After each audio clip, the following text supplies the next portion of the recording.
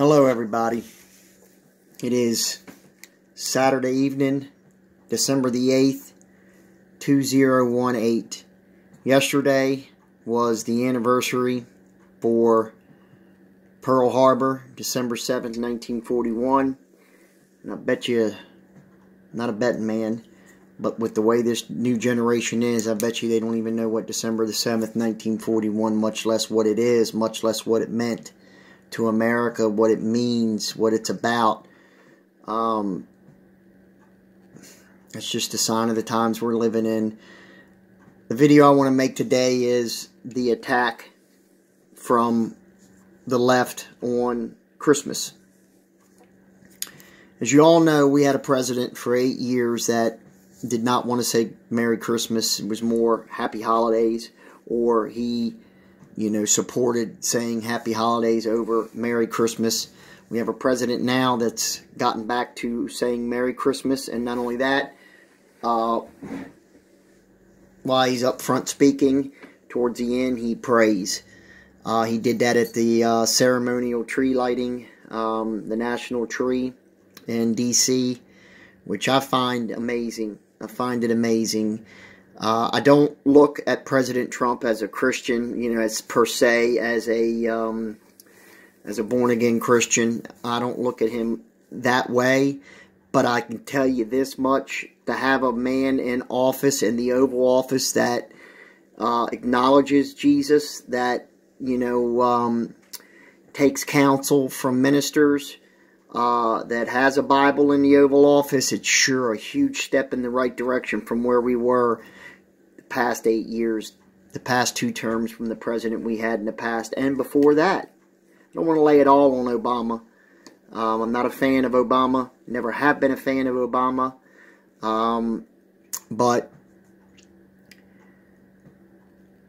the attack that we have today on Christmas is becoming more and more prevalent as each Christmas approaches, and as each time and each season, holiday season, gets here. We see more and more pushback from the left in America on Christmas.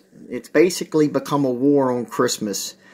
I briefly mentioned this in a video previously about a middle school district that is no longer going to be putting on their holiday plays, their Christmas plays, because the songs that they sing in the Christmas plays have the word Jesus and or Christ or Lord or something along those lines in the songs, and they do not want to do that anymore because they do not want to offend. This is their words. They do not want to offend any student.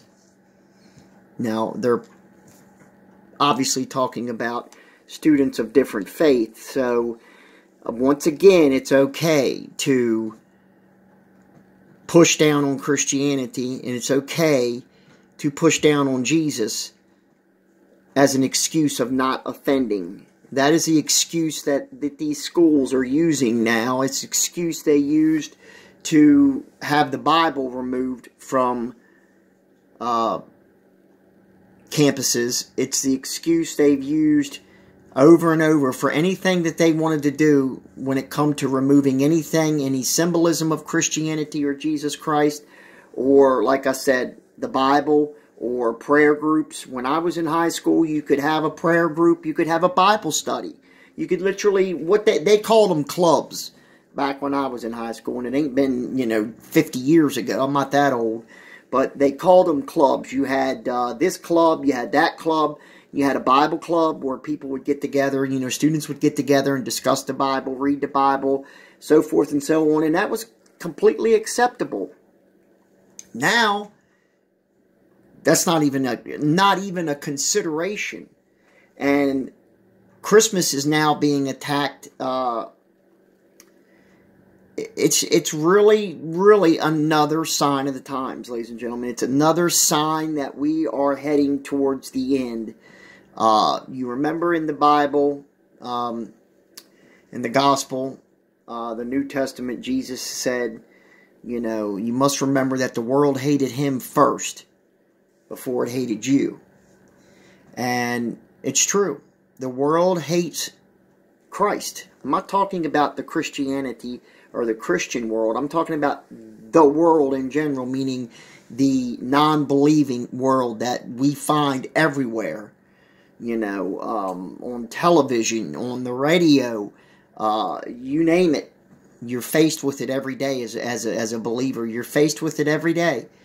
And Christmas is their target. It's been their target for a while, but they're ramping it up now, especially while other faiths are now, or other religions are now being pushed up, meaning they are now being propelled above Christianity. They're being accepted above Christ, above Christian beliefs, and anything Christian or Christianity is now being pushed down in this country. In subtle ways. I'm not trying to make out that, you know, you can't worship Christ in this country.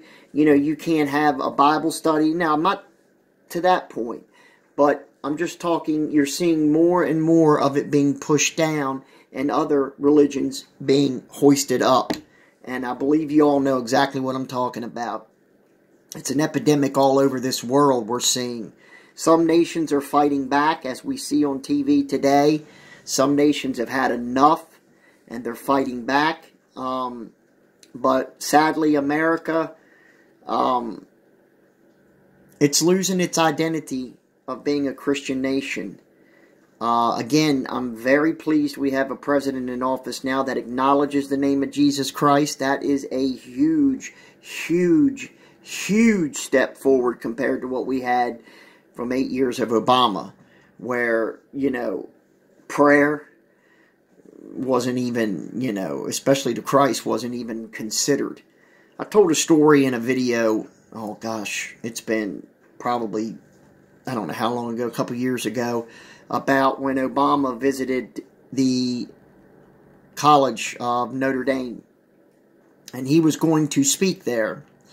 And they have, I guess, an auditorium where, you know, they have stuff like this. And a stage with a podium, so forth and so on. Well, behind that stage, they had a painting. I believe it was a painting of Christ.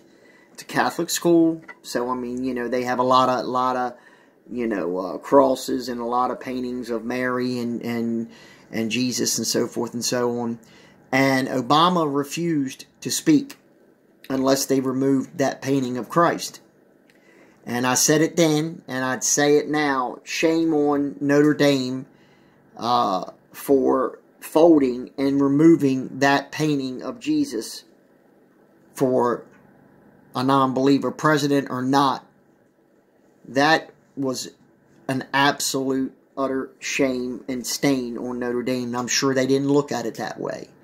You know, because a lot of Catholics are Democrats. They love Obama, you know, so to them it wasn't a big deal. But to people that love Jesus, to people that, you know, worship Christ, to people that have accepted Christ, stuff like that is a big deal. You know, that's paramount to denying Jesus. It's a painting. I understand that. Okay? It's what it means. It means you're ashamed. When you have to have something removed like that, that is because you're ashamed or you're disgusted by that. And in his case, I would put it more towards being disgusted because he's not a Christian. That basically, during that term, his terms in office, you really saw a pushback towards Christianity. And now it's culminating in the attack on Christmas every year. You know, you're seeing more and more and more attacks. It's not going to stop. I mean, sadly, I must say it's not going to stop. I end all my videos the same by saying we need to pray. You need to get into your word and you need to pray because prayer is powerful. Prayer works. My last video is an absolute example of how prayer works. And if you did not watch it, it is a testimony of how my brother was saved via a miracle from God. If you did not watch it, I advise you to go watch my last video. It's not long. I keep my videos under 10 minutes or thereabouts. I highly advise you to go watch that, and you'll see that prayer does work, and God is still in the miracle business. So, as we approach Christmas over the next couple weeks, we need to pray that this nation realizes that our only answer is Jesus. It's not in man. It will never be in man. Man is inherently flawed. Only Christ is perfect, and His perfection is what saves us. We need to strive for perfection, as the Word tells us. We need to worship Christ. We need to read His Word daily, and we need to pray, because praying is talking to our Father. It is communicating with Him.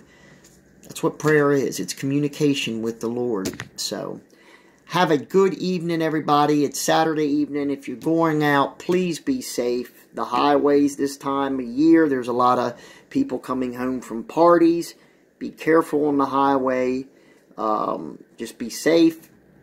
And I will see you tomorrow on my Sunday video. Take care. God bless all of you.